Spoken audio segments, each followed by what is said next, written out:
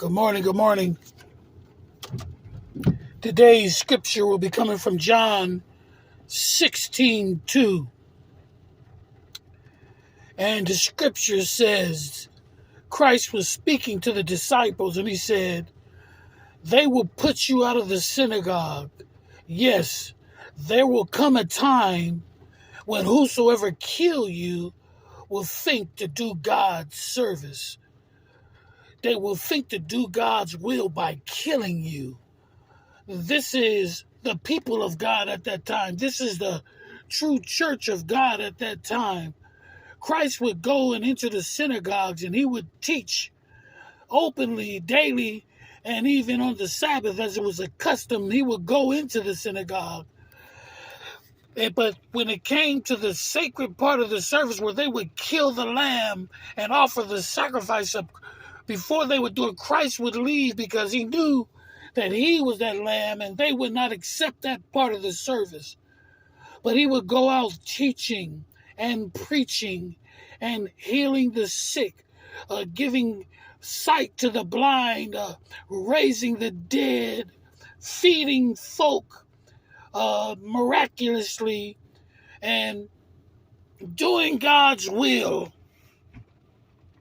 But it came a time speedily where Christ could not openly go into the synagogues anymore because the work that he was doing, that the church would get jealous. The leadership was getting jealous of him because he was doing things that they were not able to do nor commissioned to do. It was a phenomenon to see healing and see the things that God was doing. And so they sought to kill him because they thought he was a false prophet. They thought that every time he cast out devils, it was the devil casting out devils. So they thought that it was God's will that they kill him and get him out the way. My brothers and my sisters, I'm telling you today that it's time that you walk with God. And I can't stress this enough. It has to be a daily walk. It has to be a daily walk and not a one-time-a-week walk. There's speedily coming a time in America where all religious institutions shall fall. They're falling right now. Last month in Congress, men from Area 51, high-ranking military colonels and generals, testified before Congress, and they said that they have found crashed outer world crafts that were not made in our world. And they had biological, non-human entities driving them. They have said that they have captured live biological, non-human entities, or aliens, if you please. They have interviewed them. They swore under oath in Congress that this has happened. These are whistleblowers. And one whistleblower said they asked him about religion. They asked him about the Messiah. They asked him about Yeshua and God. And they said there is no such thing. We are from Zeta Reticuli and Alpha Centauria. These Zeta Reticuli is like 40 light years away, and they said they've never heard of the Messiah. This is the greatest attack on faith ever known to mankind, the greatest delusion that ever is known to mankind, and they are saying that religion is something that we made up, something that we conjured up, that is not real. And so the constitution of the ideologies in religion will fold when people see real fallen angels masquerading around like aliens. The whole constitution of religion will fold. And even more so, even before and while this is happening, as the BRIC nations come together and Africa has refused the American dollar, India, China, Brazil, and Russia, all of South Africa, these nations, Burkina Faso just ran the French out of their country. The American dollar is soon to fall. And when it crashes, Walmart will close.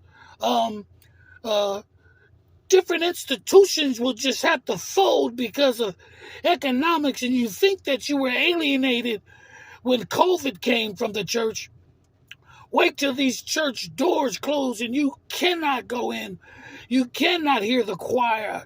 You cannot hear the preaching. You will be isolated from the fellowship of the saints. If this is your anchor, if the opening and closing of the church doors are your anchor to your faith, you will be totally lost. This is why it has to be a daily walk with God. This is why you have to worship God daily. He says, early in the morning shall you seek my face. The prophets did it. Christ did it. And I can't preach it more and more or less, that you must develop a private worship outside of the church. Because there's going to come a time, even when the people of God will not accept you because you're too much like Christ. They will think they're doing God's will, putting you out of the church. But just because the religious institutions fold, or just because the church gives up on you, does not mean you do not have faith anymore. I got partners that have been called by God. I'll call you by your name.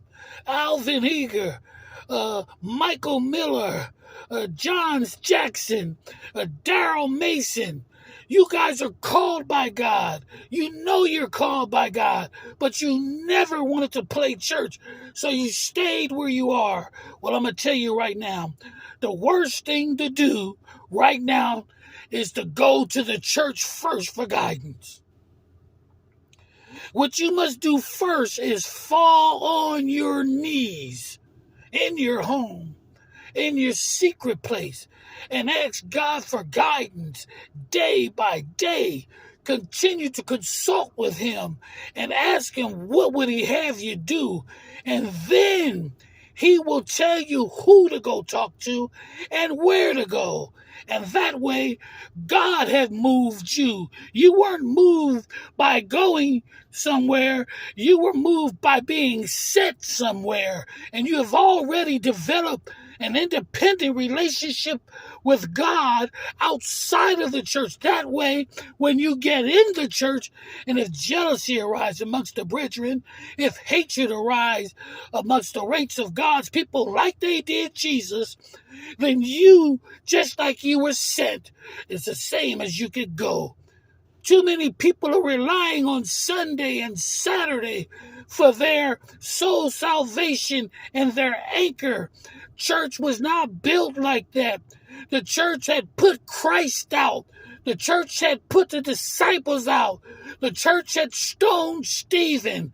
The church had boiled John in boiling hot water. The church had crucified Peter, James, and John. The worst persecution did not arise by the enemies of the church.